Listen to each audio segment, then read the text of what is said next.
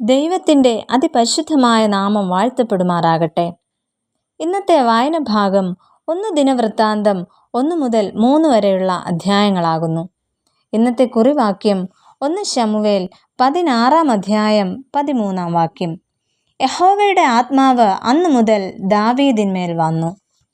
ഇസ്രായേലിൽ ഭരണം നടത്തിയിരുന്ന 2ാമത്തെ രാജാവായിരുന്നു ദാവീദ്. ഇശായിയുടെ 8ാമത്തെ മകനും ആയിരുന്നു ദാവീദ്. ദാവീദ് എന്ന പേരിൻ്റെ അർത്ഥം കമാൻഡർ അഥവാ വീരയോദ്ധാവ് എന്നായിരുന്നു.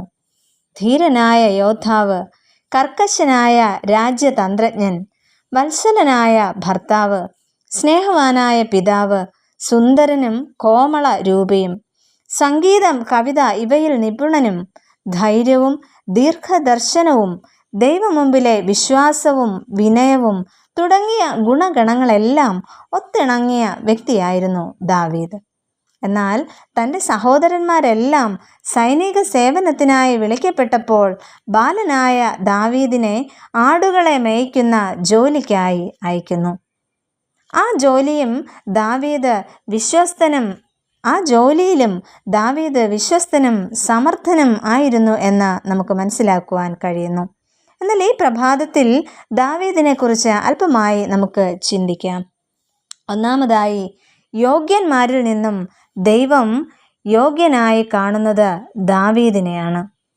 യഹോവയ്ക്ക് യാഗം കഴിക്കുക എന്നതാണ് തൻ്റെ ആഗമന ഉദ്ദേശം എന്ന് വെളിപ്പെടുത്തിക്കൊണ്ടാണ് ശമൂവേൽ പ്രവാചകൻ ഇശായിയുടെ ഭവനത്തിലേക്ക് എത്തുന്നത്. കൂടാതെ തങ്ങളെ തന്നെ ശുദ്ധീകരിച്ച് യാഗത്തിനെത്തുവാൻ ഇശായിയെയും മക്കളെയും ക്ഷണിക്കുന്നു. അങ്ങനെ തൻ്റെ 7 മക്കളുമായി ഇശായി യാഗത്തിന് എത്തുന്നുണ്ട്.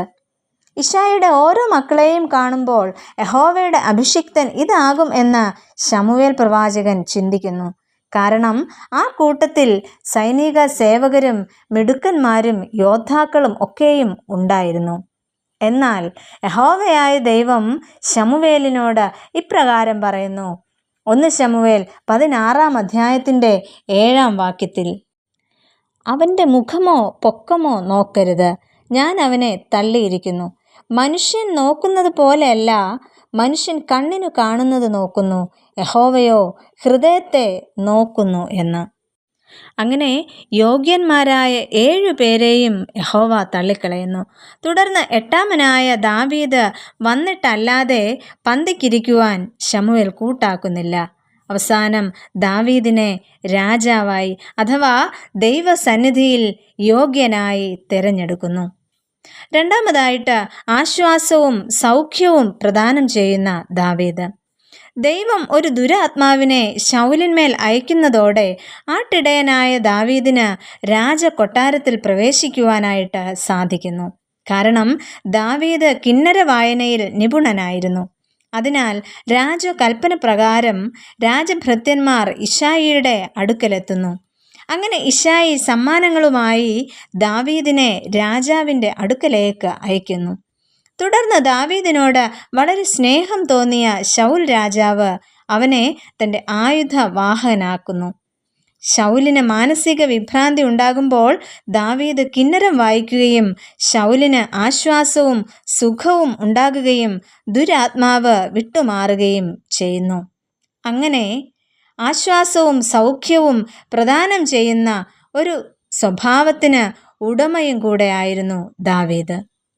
പ്രിയ ദൈവജനമേ, മറ്റുള്ളവർ നമ്മളെ അയോഗ്യരാകുന്നു എന്ന മുദ്ര കുത്തുമ്പോൾ, യോഗ്യതയില്ല എന്ന ലോകം നമ്മളെ പഴിക്കുമ്പോൾ, ദൈവം എന്നെയും നിങ്ങളെയും യോഗ്യനായിട്ട് അല്ലെങ്കിൽ യോഗ്യന്മാരായിട്ട് കരുതുന്നുണ്ട്. അങ്ങനെയെങ്കിൽ മറ്റുള്ളവർക്ക് ആശ്വാസവും സൗഖ്യവും പ്രദാനം ചെയ്യുവാൻ നമുക്ക് ഓരോരുത്തർക്കും സാധിക്കണം. നമുക്ക് ഇങ്ങനെ പ്രാർത്ഥിക്കാം. പ്രിയ കർത്താവേ, ഞങ്ങളുടെ സാമീപ്യവും സന്ദർശനവും മറ്റുള്ളവർക്ക് ആശ്വാസത്തിനും സൗഖ്യത്തിനും മുഖാന്തരമാക്കി തീർക്കണമേ. ആമേൻ.